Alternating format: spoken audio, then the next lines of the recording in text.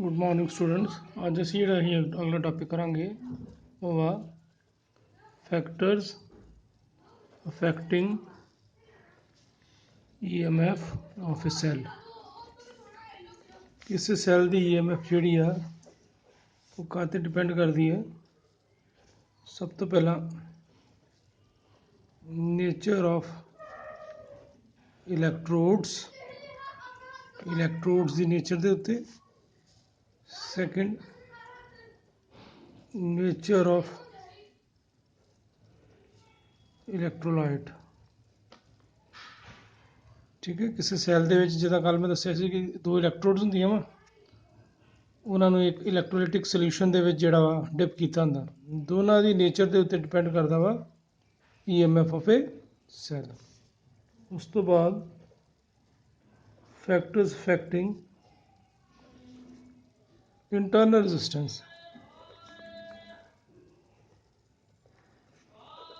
Of a cell.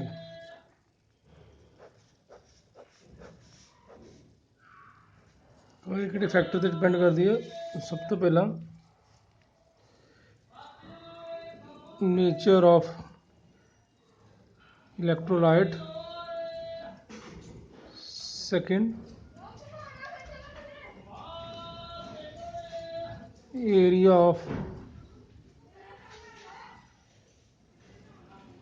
electrodes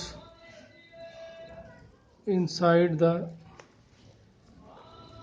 electrolytic solution।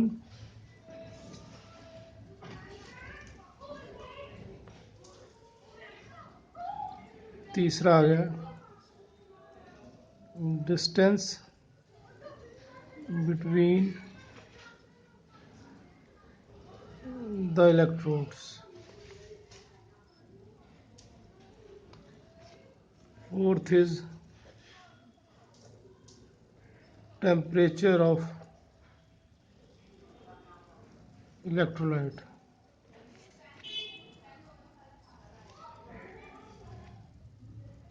Next is series combination of cells।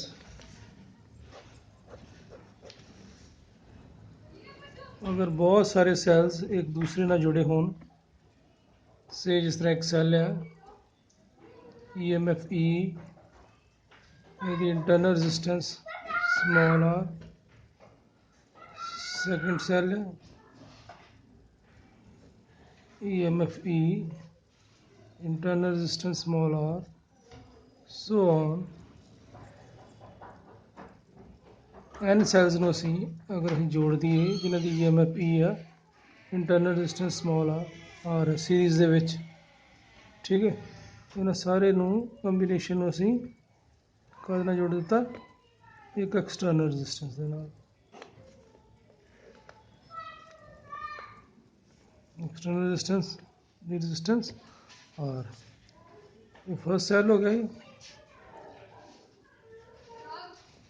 ये second हो गया,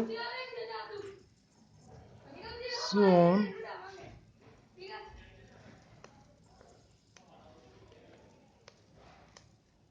N sales हो गए। N सेल्स का ये कंबीनेशन है। ठीक है, consider N cells each of EMF E and internal resistance are connected in series to an external resistance capital R। Total EMF कितनी हुई सर्किट की? EMF ऑफ सर्किट की हुई N सैल्स लगे है पॉजिटिव नैगेटिव ना पॉजिटिव नैगेटिव ना positive negative ना तो इन्हें सारे की EMF जी है ऐड हो जाएगी। EMF जी N टाइम्स आ गई सो EMF बन गई NE। Internal resistance of circuit, सारी इंटरनल रेजिस्टेंस भी सीरीज विच ने R plus R so on N times, so we get N R. ये इंटरनल रेजिस्टेंस है। Total resistance of circuit,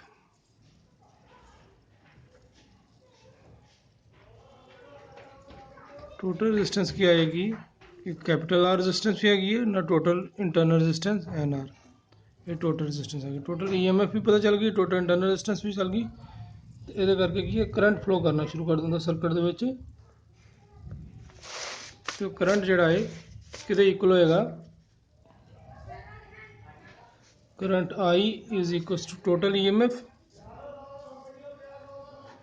divide by internal resistance, total resistance. So ये आ गया साढ़े को current flowing in the circuit. ठीक है, स्पेशल केसेस ने।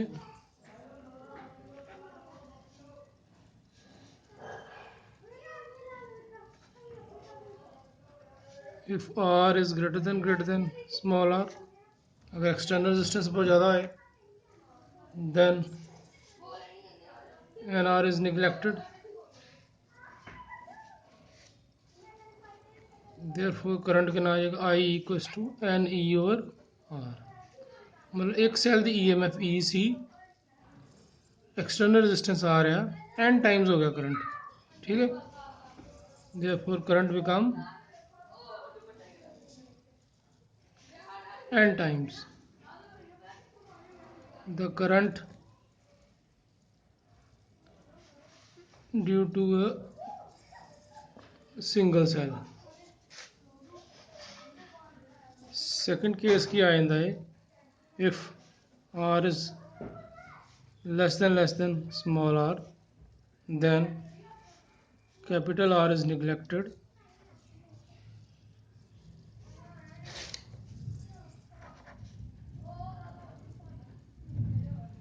कैपिटल आर ਨੂੰ ਅਸੀਂ ਨਿਗਲੈਕਟ ਕਰ ਦਾਂਗੇ। ਸਾਡੇ ਕੋਲ ਕੀ ਆ ਗਿਆ, देखो I equals to I is equals to